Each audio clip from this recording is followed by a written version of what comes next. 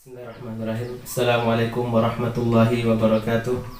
Alhamdulillahirabbil alamin wala aqibatu lil muttaqin wala udwana illa 'alal zalimin. Asyhadu an la ilaha illallah wahdahu la syarika lah wa asyhadu anna Muhammadan 'abduhu wa rasuluhu la nabiyya ba'dah. Alhamdulillah, segala puji kita ucapkan kepada Allah Subhanahu wa taala, karena Allah Subhanahu wa taala telah memberikan kepada kita berbagai macam karunia-Nya. Allah Subhanahu wa taala masih memberikan kepada kita kesempatan pada hari ini kita bisa melaksanakan puasa yang diwajibkan oleh Allah Subhanahu wa taala kepada kita. Sampai detik ini kita mampu melaksanakan kewajiban yang diwajibkan oleh Allah Subhanahu wa taala kepada kita, baik berupa puasa ataupun berupa salat ataupun qiyamul lail ataupun ibadah-ibadah yang diwajibkan oleh Allah Subhanahu wa taala kepada kita. Dan itu semuanya adalah pertolongan dan karunia dari Allah Subhanahu wa taala. Oleh karena itu, marilah kita mensyukuri nikmat yang Allah Subhanahu wa taala berikan kepada kita. Mudah-mudahan dengan kita mensyukuri nikmat Allah Subhanahu wa taala, Allah selalu limpahkan kepada kita tambahan nikmat tersebut. Namun kalau kita tidak mensyukurinya, maka azab Allah Subhanahu wa taala adalah sangat pedih. Kaum muslimin yang dirahmati Allah Subhanahu wa taala, salawat dan salam mari kita sampaikan kepada Nabi kita alaihi salatu wassalam dengan mengucapkan Allahumma salli ala Muhammad wa ala ali Muhammad. Mudah-mudahan dengan kita berselawat kepada beliau, kita mendapatkan syafaat beliau di akhirat kelak nanti. Allahumma amin. Kaum muslimin yang dirahmati Allah Subhanahu wa taala, kita sekarang berada di 10 terakhir pada bulan Ramadan ini. Maka ini adalah kesempatan bagi kita untuk memperbanyak ibadah kepada Allah Subhanahu wa taala. Di 10 terakhir ini Allah Subhanahu wa taala memberikan kepada kita bonus-bonus. Di 10 terakhir ini Allah Subhanahu wa taala memberikan kepada kita limpahan rahmat-Nya. Maka gapailah dan carilah limpahan rahmat Allah Subhanahu wa taala. Namun pada 10 terakhir ini Allah Subhanahu wa taala menjadikan satu malam yang disebut dengan malam Lailatul Qadar. Maka carilah malam Lailatul Qadar tersebut, karena siapa yang menemukan malam Lailatul Qadar tersebut maka lebih baik daripada 1000 bulan. Kalau sekiranya kita melakukan amalan soleh pada malam tersebut, taruhlah kita bikin contoh, kita bersedekah pada malam itu, namun ingatlah dengan kita bersedekah pada malam itu lebih baik daripada 1000 bulan. Allahu Akbar. Apalagi kita melaksanakan amalan-amalan lainnya, membaca Al-Quran, salat tarawih dan salat witir, dan juga melakukan amal-amal soleh yang lainnya. Tentu ini adalah lebih baik dan lebih utama bagi kita dan lebih bermanfaat bagi kita, dan dijadikan oleh Allah Subhanahu wa taala sebagai pemberat timbangan pada hari kelak nanti. Allahumma amin. Maka saudaraku kaum muslimin dimanapun kita berada, maka gapailah, carilah kesempatan emas yang Allah Subhanahu wa taala berikan kepada kita. Mungkin di sebagian daerah, di sebagian tempat tidak bisa melaksanakan i'tikaf di 10 terakhir tersebut, maka janganlah kita bersedih. Maka hidupkanlah malam-malam tersebut dengan membaca Al-Quran di rumah kita.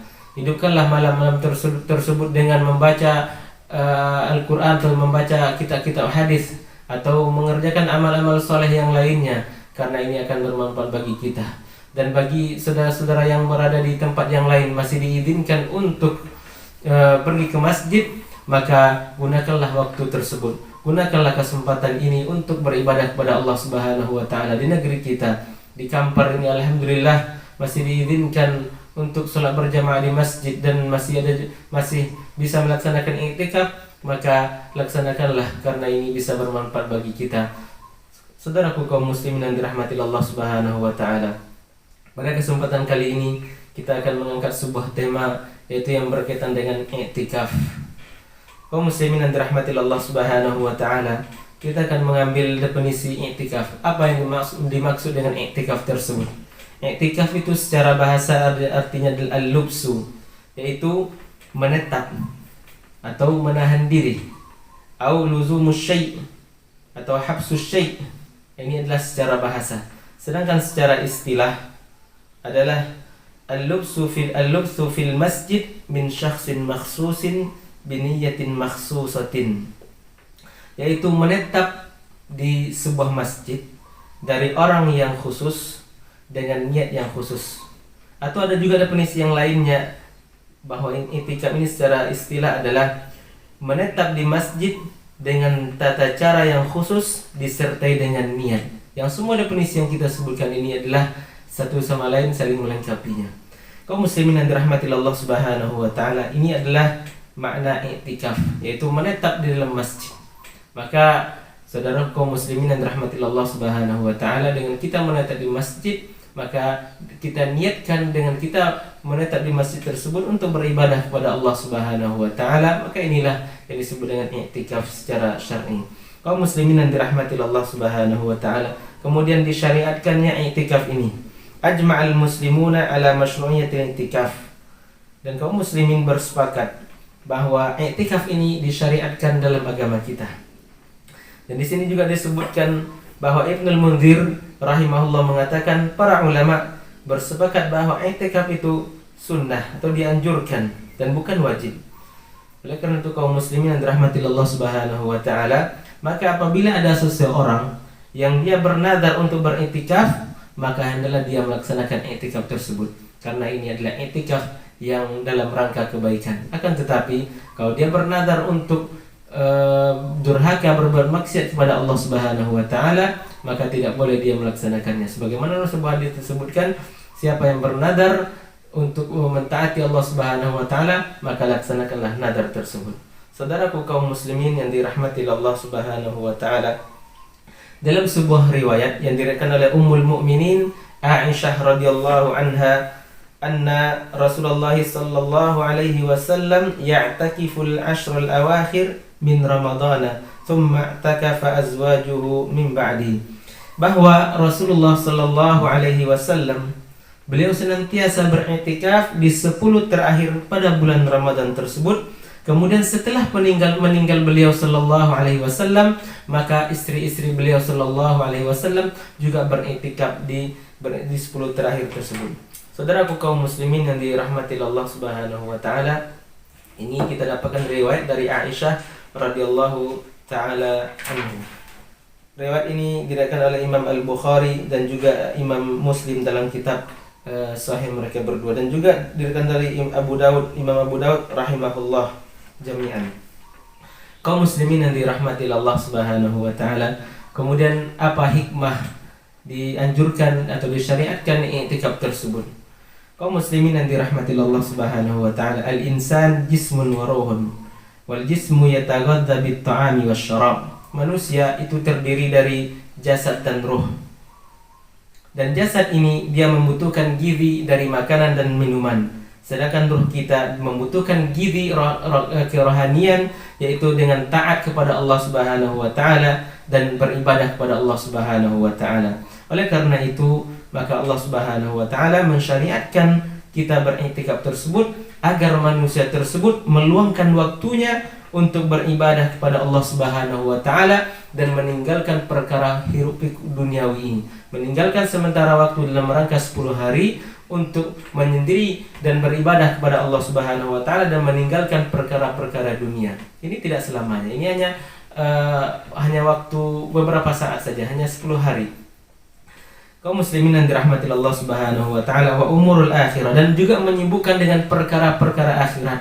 Karena dengan kita beribadah kepada Allah Subhanahu wa taala, kita fokuskan ibadah kita kepada Allah Subhanahu wa taala dan meninggalkan syahwat dan perkara-perkara yang menyibukkan kita dan melalaikan kita dari beribadah kepada Allah Subhanahu wa taala. Dengan kita melakukan hal tersebut, maka ruh kita bersih dari perkara duniawi, dan akan terbangunlah hubungan antara seorang hamba dengan Allah Subhanahu wa taala, dan dia beribadah hanya kepada Allah Subhanahu wa taala.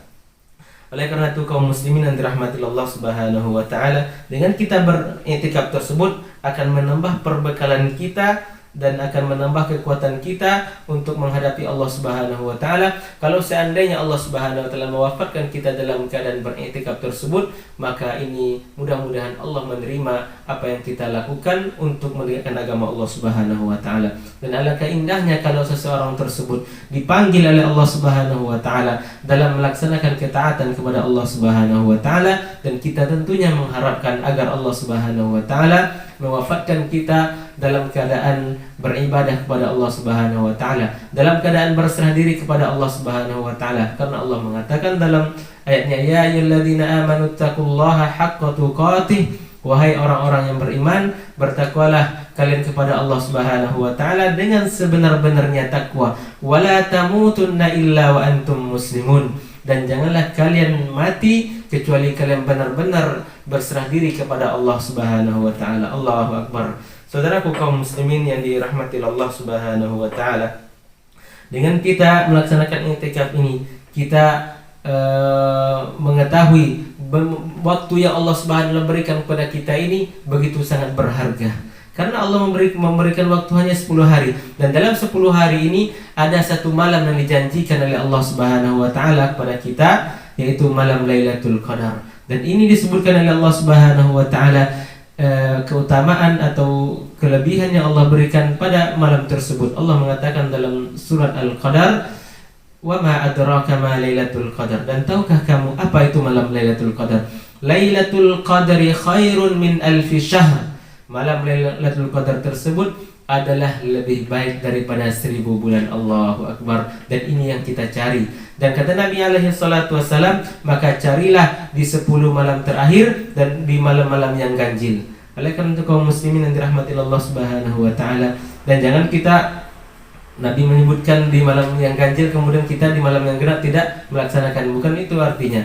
Akan tetapi maka carilah di 10 malam terakhir tersebut, baik di malam yang ganjil atau di malam yang genap. Dan kita tidak tahu kapan malam Lailatul Qadar tersebut terjadi. Apakah di malam 21, malam 23, 25, 27 atau 29, kita tidak tahu. Maka untuk mencari langkah aman agar kita bisa menemukan malam Lailatul Qadar tersebut, maka hidupkanlah malam-malam 10 malam terakhir tersebut di akhir-akhir bulan Ramadan tersebut. Mudah-mudahan dengan kita melaksanakan ibadah di malam 10 terakhir tersebut, dan kita lebih giat beribadah kepada Allah Subhanahu wa taala, dan mudah-mudahan kita mendapatkan malam Ramadan, malam Lailatul Qadar tersebut. Allahumma amin. Saudaraku kaum muslimin yang dirahmati Allah Subhanahu wa taala, hikmah dari i'tikaf tersebut.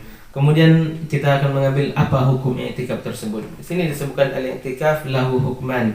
I'tikaf itu hukumnya ada 2. Yang pertama adalah al-istihbab, yaitu dianjurkan. Fal i'tikafu sunnatun hasanatun tsabitatun. I'tikaf adalah sunnah yang baik yang ada landasannya dari Nabi sallallahu alaihi wasallam, wa huwa mustahabbun fi kulli waqtin minas sanah, dan dia dianjurkan dalam setiap waktu dalam setahun. Wa huwa ashaddu istihbaban fi Ramadan, dan ini dianjurkan atau ditekankan melaksanakan i'tikaf tersebut adalah pada bulan Ramadan. Li'annahu afdalus syuhur, karena bulan Ramadan adalah bulan yang paling afdal. Wa yajtamu fihi as-siyam wal i'tikaf, karena di dalam bulan Ramadan tersebut kita melaksanakan i'tikaf, maka bergabung di dalamnya antara puasa dengan i'tikaf. Wa yata'akkadu istihbabul i'tikaf fil ashril awakhir min syahri Ramadan, dan sangat dianjurkan i'tikaf ini adalah pada 10 malam terakhir dari bulan Ramadan tersebut, iqtidaan bi Rasulillah sallallahu alaihi wasallam, sebagai contoh atau kita meniru atau mengqudwah Rasulullah sallallahu alaihi wasallam, menjadikan beliau sebagai suri tauladan dalam masalah ini, karena beliau beriktikaf di 10 terakhir pada bulan Ramadan tersebut. Wali talabi Lailatul Qadar, dan juga dalam rangka mencari malam Lailatul Qadar allati hiya afdalul layali, yaitu malam yang paling baik dari malam-malam bulan Ramadan tersebut, sebagaimana yang kita telah sebutkan barusan tentang keutamaan malam Lailatul Qadar tersebut. Kaum muslimin yang dirahmati Allah Subhanahu wa taala, Imam An-Nawawi rahimahullah pernah berkata, "Wa man arada al-iqtida'a bin Nabi sallallahu alaihi wasallam fil i'tikaf fi i'tikafil ashr al-awakhir min Ramadan, fayanbaghi an yadkhula al-masjid qabla ghurubi asy-syamsi lailatal 21 minhu li'alla yafutahu syai'un minhu wa yakhruju ba'da ghurubi asy-syamsi lailatal 'idi sawa'un tamma asy-syahru aw naqasa." Imam Nawawi rahimahullah pernah berkata, apa kata beliau? Siapa yang ingin mencontoh Rasulullah sallallahu alaihi wasallam dalam beriktikaf di 10 terakhir dari bulan Ramadan tersebut, semestinya dia masuk ke masjid sebelum terbenam matahari pada malam ke-21. Pamannya ini adalah 20 Ramadan. Sebentar lagi maghrib, itu adalah pergantian antara hari ini dengan hari esok. Maka sebelum maghrib tersebut hendaknya dia masuk ke dalam masjid agar, dan disitulah dimulai kata Imam An-Nawawi rahimahullah, itu dia seorang yang ingin iktikaf tersebut. Karena kemudian wa yakhruju ba'da ghurubish syamsi lailatal Id, kemudian dia keluar dari masjid tersebut setelah terbenamnya matahari pada malam Id tersebut. Itu sekarang umpamanya kalau bulan Ramadan ini 30 hari, maka hari ini 30 Ramadan, maka setelah terbenamnya matahari tersebut malam Idul Fitri, maka boleh kita keluar dari masjid tersebut. Kaum muslimin yang dirahmati Allah Subhanahu wa taala, itu adalah hukum yang pertama, yaitu dianjurkan atau mustahab untuk i'tikaf tersebut. Yang kedua hukumnya adalah wajib, yaitu yajibul i'tikafu bin nadar. Kalau seseorang tersebut dia bernadar untuk beriktikaf, maka dia wajib melaksanakannya. Fa in nadara ala nafsihi al-i'tikaf asbaha wajiban. Kalau orang tersebut mewajibkan atas diri dia untuk beriktikaf, maka dia mesti melaksanakannya, wajib melaksanakannya. Karena ada sebuah riwayat dari Aisyah Ummul Mukminin radhiyallahu anha, anna Nabi sallallahu alaihi wasallam qala, bahwa Nabi sallallahu alaihi wasallam bersabda, apa kata beliau? Man nadara an yuti'a Allah falyuti'hu. Dan siapa saja yang bernadar untuk mentaati Allah Subhanahu wa taala, maka hendaklah dia mentaatinya. Artinya ketika seorang tersebut bernadar atas dirinya untuk i'tikaf, maka ini adalah i'tikaf yang bukan maksiat, maka hendaklah dia melaksanakan i'tikaf tersebut, hendaklah dia mengerjakannya. Wa man nadara an ya'si Allah fala ya'sihi. Dan siapa saja yang bernadar untuk bermaksiat kepada Allah, maka janganlah dia bermaksiat kepada Allah Subhanahu wa taala. Artinya jangan dia laksanakan nadar tersebut. Seperti seseorang tersebut dia bernadar, kemudian nadar ini adalah nadar terlarang. Kalau maka ini tidak boleh seseorang tersebut melaksanakan nadar tersebut. Kalau dia bernadar untuk melakukan maksiat, umpamanya sebagai contoh dia berjudi atau merokok, maka ini adalah tidak boleh, karena judi dan rokok ini diharamkan oleh agama kita. Kaum muslimin yang dirahmati Allah Subhanahu wa taala, maka hati-hati kita dalam masalah ini. Ini adalah tentang hukum i'tikaf. Yang pertama adalah dianjurkan, yang kedua adalah diwajibkan. Kaum muslimin yang dirahmati Allah Subhanahu wa taala, kemudian kita masuk poin yang berikutnya, arkanul i'tikaf wa syurutu, rukun i'tikaf. Arkanul i'tikaf arba'atun. Rukun i'tikaf tersebut ada 4. Yang pertama adalah al-mu'takif, yang kedua adalah al-masjidu, yang ketiga adalah an-niyatu, yang keempat adalah al-lubsu. Yang pertama adalah al-mu'takif, yaitu orang yang beriktikaf, yang kedua masjid, yang ketiga ada niatnya, yang keempat adalah berdiam diri di masjid atau al-lubsu fil masjid. Kita akan mengambil dari yang poin yang 4 ini satu persatu akan kita jelaskan. Yang pertama adalah al-mu'takif, berkaitan dengan orang yang i'tikaf tersebut. Saudaraku kaum muslimin yang dirahmati Allah Subhanahu wa taala, yushtaratu fil mu'takif thalathata syurutin. Disyaratkan bagi orang yang beriktikaf tersebut ada 3 syaratnya. Yang pertama adalah al-Islam. Hendaknya orang yang mau i'tikaf tersebut dia harus orang Islam. Maka tidak wajib i'tikaf tersebut dari orang kafir. Mestinya dia harus masuk Islam dulu, setelah itu baru dia i'tikaf. Yang kedua adalah al-aqlu. Yang ketiga adalah an-naqa'u 'anil hadatil akbar wa huwal jinabatu wal haidu wan nifas, yaitu berakal, kemudian bersih dari hadas yang besar, yaitu junub atau haid ataupun nifas. Fala yasihu i'tikafu kafirin asliyin, maka tidak sah, kata penulis di sini, i'tikaf orang yang kafir. Wala murtaddin, dan juga orang yang murtad keluar dari agama Islam, naudzubillah wal iyadu billah, maka tidak sah i'tikaf orang yang kafir dan juga orang yang murtad dari agama Islam. Saudaraku kaum muslimin yang dirahmati Allah Subhanahu wa taala, dan juga i'tikaf ini tidak sah dari orang yang tidak berakal, orang yang gila, Semoga Allah Subhanahu wa taala menjauhkan kita dari perkara seperti ini. Yang ketiga adalah bersih dari hadas besar seperti junub ataupun haid ataupun nifas. Ini adalah syarat yang berkaitan dengan orang yang i'tikaf tersebut. Yang kedua adalah al-masjid. Hendaknya kita rukun yang berikutnya adalah al-masjid. Fala yasihul i'tikafu illa fil masjid. Maka tidak sah i'tikaf yang dilakukan oleh seseorang tersebut kecuali dia laksanakan di masjid. Maka kalau kita i'tikaf di luar masjid, maka ini bukan dinamakan i'tikaf. Karena Allah mengatakan wa antum aakifuna fil masajid. Karena Allah mengatakan wala tubashiruhunna wa antum aakifuna fil masajid. Dan janganlah kalian bermesraan dengan istri-istri kalian sementara kalian beriktikaf di dalam masjid. Oleh karena kaum muslimin, saudaraku yang dirahmati Allah Subhanahu wa taala. Lalu bagaimana dengan situasi dan kondisi kita seperti ini? Di sebagian daerah ada yang tidak boleh ke masjid, maka tidak ada iktikaf bagi mereka. Kenapa? Karena syaratnya adalah adanya masjid. Rukunnya adalah harus masjid. Kalau tidak ada masjid, maka tidak ada iktikaf.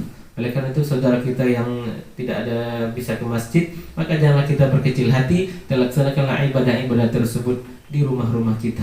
Dan itu insya Allah dengan kita melaksanakan ibadah di rumah kita akan lebih mendekatkan kita kepada Allah Subhanahu wa taala. Banyak faedah dan hikmahnya. Salah satunya adalah menjauhkan sifat riya. Ketika kita beramal dan tidak diketahui kecuali oleh Allah Subhanahu wa taala, maka itu lebih dekat untuk diterima oleh Allah Subhanahu wa taala.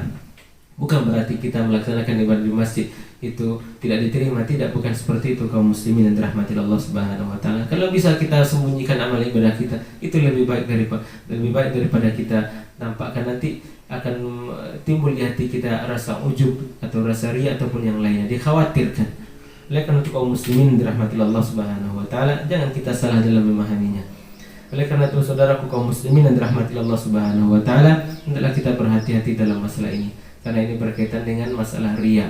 Dan kita ikhlaskan ketika kita beribadah hanya untuk Allah Subhanahu wa taala, bukan untuk yang lainnya, bukan mencari pamor duniawi, bukan mencari ini, itu tidak ada artinya di sisi Allah Subhanahu wa taala. Walaupun sekecil apapun amal soleh yang kita lakukan, namun kita ikhlas karena Allah Subhanahu wa taala dan diterima di sisi Allah Subhanahu wa taala, itu jauh lebih baik daripada kita melakukan amal yang banyak namun itu hanya semata mencari pandangan manusia, ingin dipuji, ingin terkenal, maka ini tidak ada manfaatnya di sisi Allah Subhanahu wa taala dan ini semua ditolak oleh Allah Subhanahu wa taala. Maka jagalah hati kita kaum muslimin yang dirahmati Allah Subhanahu wa taala. Sawa'un lirrajul aw lil mar'ah, baik itu bagi laki-laki ataupun bagi perempuan, tidak sah i'tikaf mereka kecuali mereka laksanakan di masjid. Wala yasihul i'tikafu fi masjid baitil mar'ah, maka tidak sah i'tikaf yaitu di tempat khusus perempuan di rumahnya, dalam kamar ada tempat khusus salat perempuan, maka kalau dia i'tikaf di situ maka tidak sah i'tikaf tersebut. Wala wa huwa al-makanul mu'tazil al-muhayyi lis-shalah, yaitu tempat yang digunakan untuk salat. Oleh karena kaum muslimin yang dirahmati Allah Subhanahu wa taala, maka ini tidak sah dilaksanakan, dan sah dilaksanakan ketika dilaksanakan di masjid.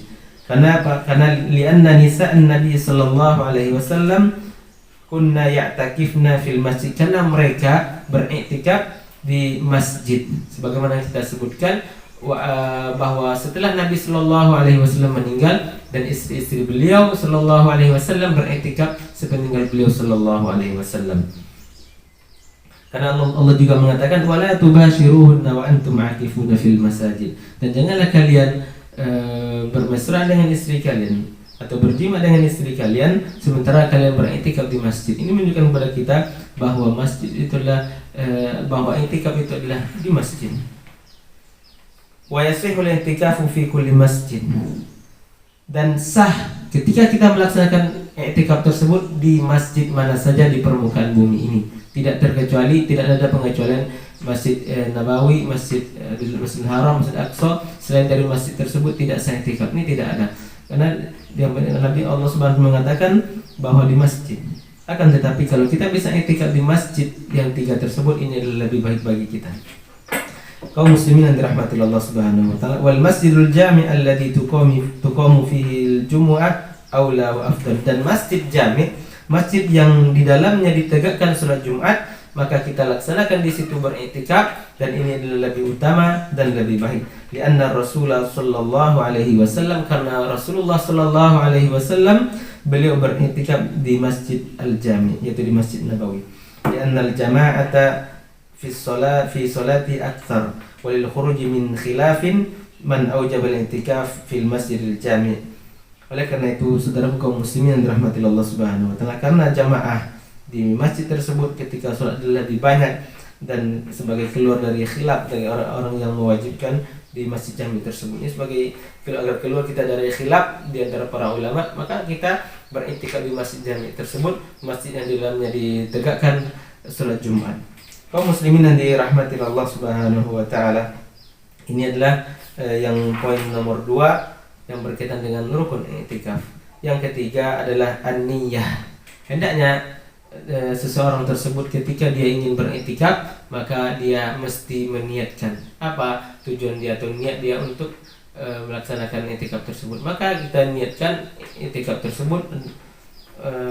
Oleh karena itu kaum muslimin rahmatillah Allah Subhanahu wa taala, wajibu fi ibtida'il iktikaf an-niyah, dan mesti atau wajib di permulaan ketika memulai iktikaf tersebut hendaknya kita niatkan bi an yanwil muktafil masjid, yaitu niatnya adalah seseorang tersebut meniatkan dia berdiam diri di dalam masjid muddatan muayyanatan litta'abbud, dalam waktu tertentu.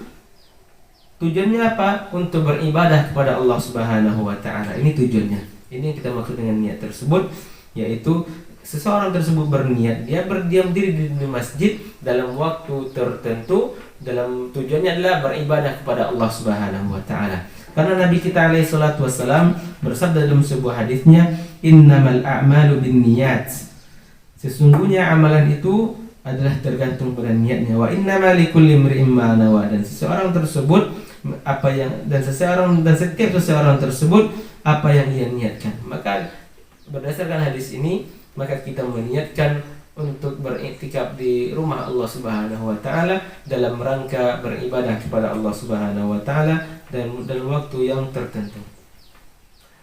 Wa tajibun niyyatu fil i'tikafi sawa'un kana tatawwu'an am mandhuran. Dan juga diwajibkan niat ini dalam beriktikaf, baik iktikaf itu iktikaf yang sunnah ataupun iktikaf yang nadar. Sebagaimana yang kita sudah sebutkan pada pembahasan yang tersebut tentang hukum iktikaf tersebut, baik iktikaf yang hukumnya sunnah ataupun mustahab, ataupun iktikaf yang hukumnya adalah wajib, itu dengan nadar, maka wajib meniatkan niat untuk beriktikaf tersebut berdiam diri di masjid. Kaum muslimin yang dirahmati Allah Subhanahu wa taala. Kemudian yang terakhir atau yang keempat adalah al-lubsu fil masjid, itu berdiam diri di masjid. La yasihul i'tikafu illa idza labita al-mu'takifu fil masjid qadran min az-zaman.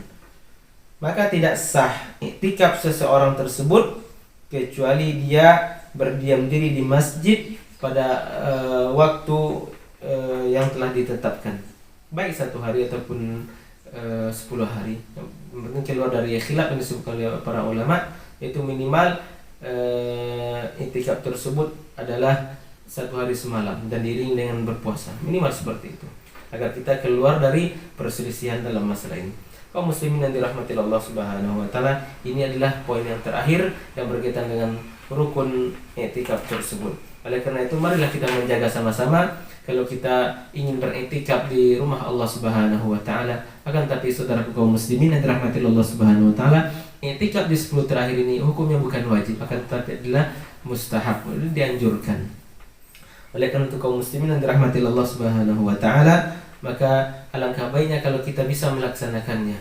Karena apa? Karena dengan kita melaksanakan i'tikaf tersebut, mudah-mudahan amal yang kita lakukan di malam i'tikaf tersebut atau di 10 terakhir dari Ramadan tersebut, ketika kita bertemu dengan malam Lailatul Qadar, dan kita akan mendapatkan keutamaan-keutamaan dan fadilah-fadilah yang dijanjikan oleh Allah Subhanahu wa taala. Kaum muslimin yang dirahmati Allah Subhanahu wa taala, kemudian kita akan menyebutkan pakaian yang dipakai oleh orang yang beriktikaf tersebut. Boleh bagi seseorang tersebut atau bagi orang yang beriktikaf tersebut an yalbisa ma syaa mimma yalbasu fi ghairil i'tikaf. Dan boleh bagi seorang tersebut memakai pakaian yang dia pakai di luar i'tikaf. Umpamanya dia memakai jubah seperti ini, di luar i'tikaf. Dan ketika dia i'tikaf boleh dia memakai pakaian seperti ini dan ini tidak ada larangan. Sawa'un kana rafi'as siyab wa ghairihi. Baik pakaian itu pakaian yang bagus ataupun pakaian yang biasa kita pakai, pakaian sehari-hari, yang penting menutup aurat kita. Kalau tidak menutup aurat maka ini adalah tentu dilarang oleh agama kita. Dan ini maksudnya pakaian yang sopan, pakaian yang tidak menimbulkan lekuk-lekuk tubuh. Boleh bagi seorang tersebut memakai pakaian biasa, silakan. Pakai gamis atau memakai baju kemeja umpamanya. Selama pakaian tersebut adalah sopan dan dia boleh memakainya ketika i'tikaf. Di luar i'tikaf dia memakai pakaian seperti itu dan di dalam i'tikaf boleh juga dia melakukan pakaian tersebut. Wala karahata fi dzalik. Dan ini tidak makruh. Karena Nabi sallallahu alaihi wasallam i'takafa, beliau beriktikaf walam yankul annahu ghayyara syai'an min malabisi. Dan tidak ada riwayat yang sampai kepada kita bahwa beliau sallallahu alaihi wasallam menukar pakaian yang beliau pakai. Tidak ada riwayat yang menunjukkan seperti itu. Walau fa'ala dzalik, kalau sekiranya beliau mengganti pakaian beliau ketika di luar i'tikaf dan ketika i'tikaf, la naqala dzalika.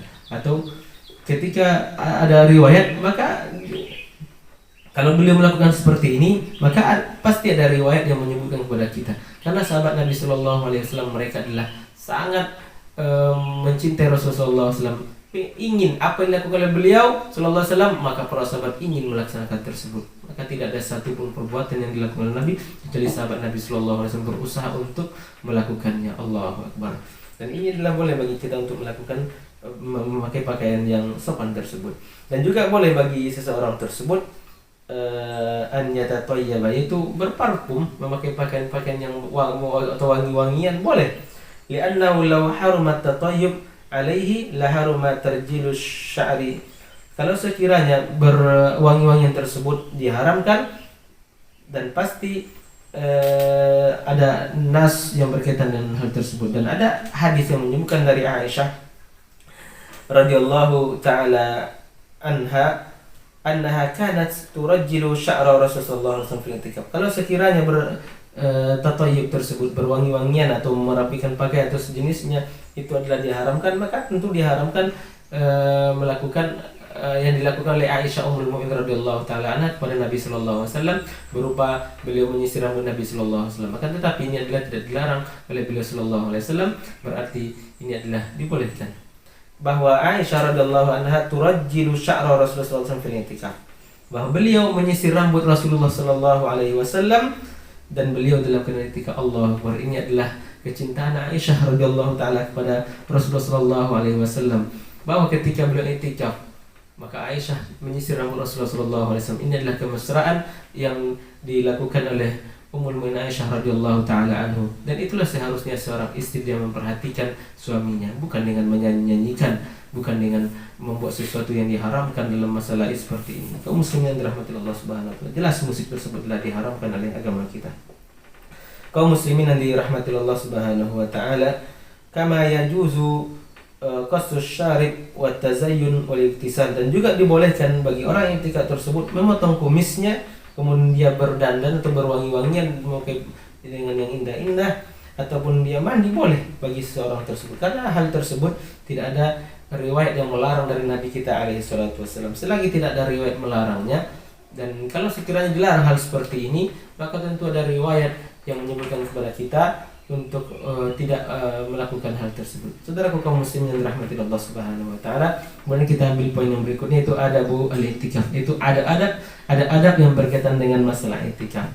Kita akan menyebutkan beberapa di antara adab tersebut. Yang pertama adalah yustahabbu lil mu'takif al-ishtighal bit ta'ah min salatin wa dzikrin wa tasbihin wa qiraatil Qur'an.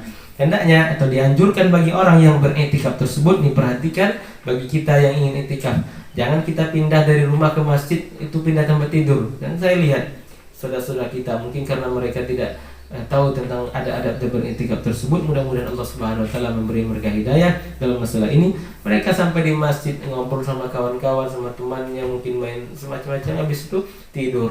Dan ini tidak ada manfaat kaum muslimin rahmatil Allah Subhanahu wa taala. Maka alangkah baiknya kita berilmu sebelum kita beramal. Maka ilmui dulu baru kita amal. Jangan asal kita beramal tidak tahu ilmunya. Kaum muslimin rahmati Allah Subhanahu wa taala, dianjurkan bagi orang yang beriktikaf untuk menyibukkan diri dengan ketaatan, dengan taat ketaatan kepada Allah Subhanahu wa taala. Di antara ketaatan tersebut bentuknya adalah salat. Nah, ini dia. Salat. Tentunya sunnah. Wa dzikrin, dan juga berzikir kepada Allah Subhanahu wa taala. Banyak zikir. Coba lihat kita zikir yang ditulis oleh para ustaz-ustaz kita, atau zikir pagi petang, atau zikir yang lainnya ada di situ disebutkan. Silakan dibaca. Atau kitab zikir yang ditulis oleh Ustaz Yazid bin Abdul Qadir Jawas, itu bagus, itu tentang doa dan wirid. Baca zikir Nabi Sallallahu Alaihi Wasallam ataupun kitab-kitab yang lainnya. Kemudian bertasbih dan membaca Al-Quran. Nah, dan ini saudaraku kaum muslimin rahmatillah Allah Subhanahu Wa Taala, baca Al-Quran tersebut. Banyak faedah dan keutamaan membaca Al-Quran tersebut, khususnya di 10 malam terakhir tersebut. Tingkatkan membaca Al-Quran. Kenapa? Karena Ramadan adalah bulannya Al-Quran, bulan yang diturunkan oleh Allah Subhanahu Wa Taala Al-Quran. Dan kita lihat para ulama terdahulu, as-salafus saleh, mereka ketika bulan Ramadan sibuk dengan Al-Quran. Wal ishtighal bil ilmi ta'alluman wa ta'liman wa mudzakarah wa mutala'ah wa kitabah, dan menyibukkan diri dengan belajar dan mudzakarah, mentelaah kitab atau menulis. Karena itu semuanya adalah ketaatan, adalah dalam rangka ketaatan kepada Allah Subhanahu wa taala, dengan meniatkan kita ketika kita beriktikaf tersebut dalam rangka beribadah kepada Allah Subhanahu wa taala, menuntut ilmu. Ini bagian dari yang dianjurkan oleh Allah Subhanahu wa taala, dan memutuskan diri kita dari perkara dunia dan kita sibuk dengan perkara-perkara akhirat dalam rangka menghidupkan malam Lailatul Qadar tersebut. Kemudian adab yang kedua adalah yustahabbu lil mu'takif as-shauma ittiba'an li Rasulullah sallallahu alaihi wasallam. Dan dianjurkan bagi orang yang beriktikaf tersebut puasa di siang harinya sebagai mengittiba' kepada Nabi sallallahu alaihi wasallam. Fa yajma'u baina ibadatain, maka ini adalah menggabungkan dua ibadah. Wa yasta'inu bis-shaumi, dan ini adalah menggabungkan dua ibadah, yaitu beriktikaf dan berpuasa di siang harinya. Yang ketiga adalah yustahabbu an yakuna al-i'tikafu yawman kamilan. Dianjurkan untuk beriktikaf adalah satu hari penuh, satu hari semalam. Sebagaimana kita telah sebutkan di awal tadi, ini sebagai bentuk keluar dari perselisihan daripada ulama. Khuruj lil khuruj min khilafin, agar kita keluar dari khilaf di antara para ulama. Kita ambil sehari semalam pas. Itu ala lakonnya. Kemudian yang berikutnya yang terakhir adalah ada adab i'tikaf tersebut. Yustabu an yakuna i'tikaf fil masjidil jami' alladhi tuqamu fihi al-jumu'ah, yaitu dianjurkan bagi orang yang ingin i'tikaf, yaitu dia beriktikaf di masjid jami', masjid yang di dalamnya didirikan salat Jumat, supaya dia tidak ada keberatan ketika dia keluar dari masjid tersebut untuk melaksanakan salat Jumat. Maka ini adalah adab-adab yang berkaitan dengan i'tikaf tersebut. Kemudian yang poin berikutnya adalah makruhatun i'tikaf, hal-hal yang dimakruhkan dalam i'tikaf. Maka kita perhatikan, saudaraku yang dirahmati Allah Subhanahu wa taala, apa saja yang dimakruhkan dalam i'tikaf tersebut. Yang pertama adalah as-sibabu wal jidal, yaitu mencaci, mencela, memaki dan berdebat kusir, yaitu berjidal. Ini dilarang. Yustahabu lil mu'takif idza sabbahu insanun an la yujibahu, dan dianjurkan bagi orang yang beriktikaf apabila seseorang mencela dia, maka janganlah dijawab. Sebagaimana ketika dia berpuasa dicela oleh orang lain, maka katakan inni shaim. Nah, katakan seperti ini. Fa in ajabahu wa sabbahu ghairahu aw jadala bi ghairi haqqin kadhalik. Kalau dia melakukan tersebut, maka ini adalah dimakruhkan bagi orang yang berpuasa tersebut. Walam yabtul i'tikafu, dan i'tikaf yang dia lakukan tentunya adalah tidak batal, akan tetapi ini adalah sangat dimakruhkan. Oleh karena itu kaum muslimin yang dirahmati Allah Subhanahu wa taala, hendaklah kita meninggalkan atau menjauhkan perkara tersebut. Lakin yaqtulu thawabu aw yanqus, akan tetapi pahala i'tikaf tersebut akan berkurang ataupun batal. Wa kadzalika idza tabahu insanan, begitu juga ketika dia dicela oleh seseorang. Aw akala haraman lam yabtul i'tikafu wa batala thawabu, atau dia makan yang haram, tidak batal i'tikafnya, akan tetapi pahala i'tikaf tersebut adalah batal. Oleh karena kaum muslimin yang dirahmati Allah Subhanahu wa taala, hendaklah kita meninggalkan hal seperti ini. Kita dicela oleh orang lain, kita dihina, diejek, diamlah. Maka ini adalah sebagai pahala bagi kita. Dan orang yang mengejek kita atau orang yang mencaci kita, dia mendapat dosa dan kita akan mendapatkan pahala. Jangan kita lawan. Kalau kita lawan tidak ada habis-habisnya, sampai kiamat pun tidak ada habisnya. Dan lebih baik kita doakan dia supaya dia bertobat kepada Allah Subhanahu wa taala, menyesali perbuatannya dan minta maaf kepada kita. Mudah-mudahan dia mendapat hidayah. Yang kedua adalah makruhat i'tikaf tersebut adalah al-hijamah, itu berbekam.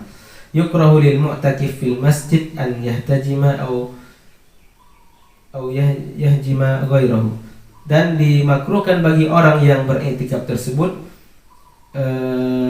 berbekam, maka ini adalah makruh hukumnya. Oleh karena itu kaum muslimin yang dirahmati Allah Subhanahu wa taala, idza amina talwithal masjid, kalau dia itu aman dari mengotori masjid, ini dimakruhkan. Fa illam ya'man dzalika harum alaihi, kalau tidak aman dari mengotori masjid, maka ini adalah diharamkan. Oleh karena kaum muslimin dirahmati Allah Subhanahu wa taala, kita juga pernah menyinggung tentang masalah berbekam ini, dan ini adalah bisa menyebabkan tubuh kita lemah. Bagaimana kita sebutkan pada pembahasan yang telah lewat masalah al-hijamah. Yang kemudian yang terakhir adalah makruhatu al-i'tikaf adalah al-iktsar minal muamalat wal a'malil adiyah. Itu memperbanyak bermuamalah, masalah duniawi. Ini adalah juga sangat dimakruhkan ketika kita beriktikaf tersebut, dan boleh bagi orang beriktikaf untuk berjual atau berjualan.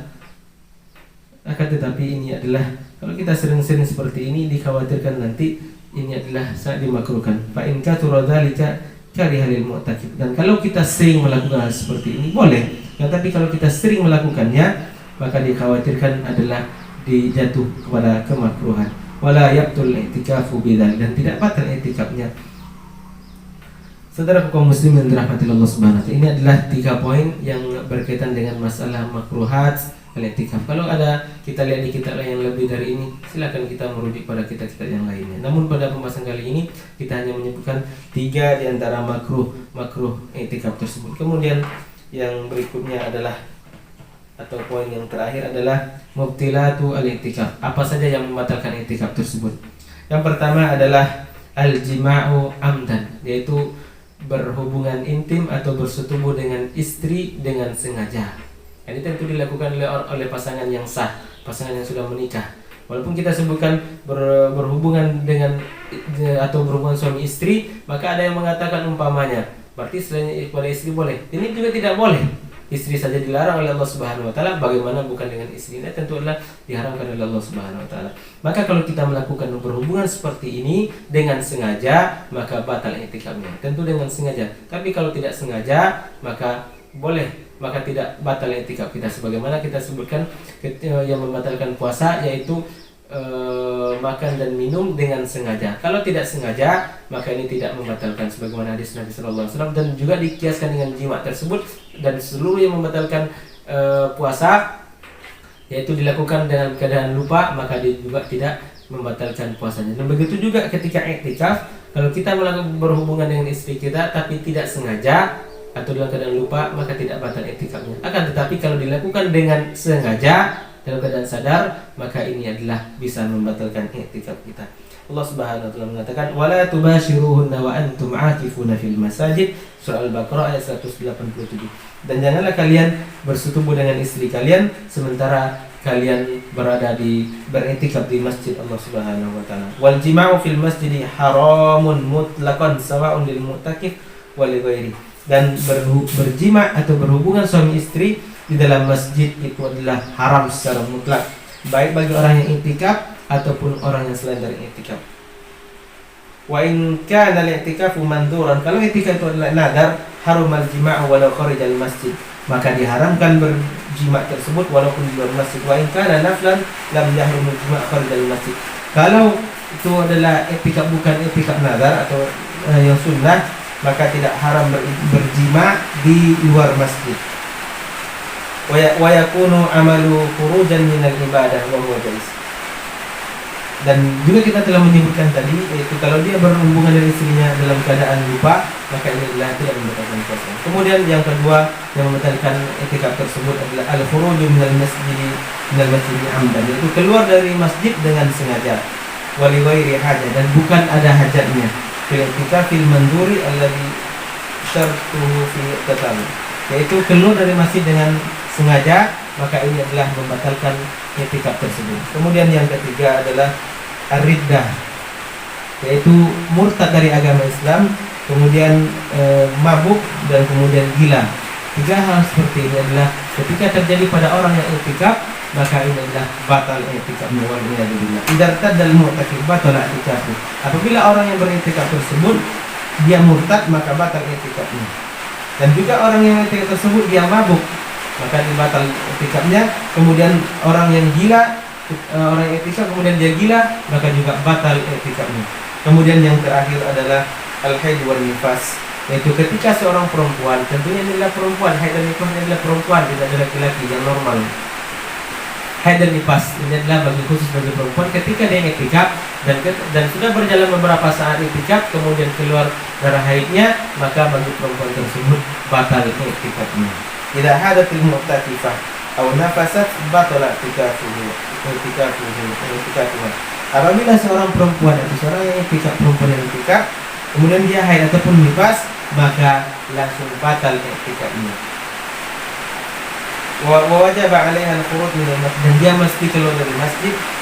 Oleh karena kaum muslimin rahmatullahi Allah Subhanahu wa taala, ketika hal ini terjadi pada perempuan, maka batal i'tikafnya kemudian dia keluar dari masjid tersebut. Saudaraku kaum muslimin rahmatullahi Allah Subhanahu wa taala, dan inilah yang kita bahas pada pertemuan kali ini, yaitu yang berkaitan dengan masalah i'tikaf. Mudah-mudahan apa yang kita sampaikan kali ini diterima di sisi Allah Subhanahu wa taala dan dijadikan sebagai tempat pengawalan kita di hadapan Allah. Amin. Kebenaran datang dari Allah Subhanahu wa taala tentunya, kesilapan datang dari diri pribadi dan syaitan Allah. Allah dan Rasulullah perlu dari hal tersebut dan sebelum kita tutup, saudara kaum muslimin yang berahmatullahi Allah Subhanahu wa taala, jangan lupa berdoa ketika berbuka, kemudian membaca doa, membaca bismillah, kemudian minum, membaca doa jamaah, membaca insyaallah. Yang bisa kita sampaikan kita dengan melakukan satu majelis. Subhanallahumma wa bihamdika, asyhadu an la ilaha illa anta, astaghfiruka wa atubu ilaik. Wassalamualaikum warahmatullahi wabarakatuh.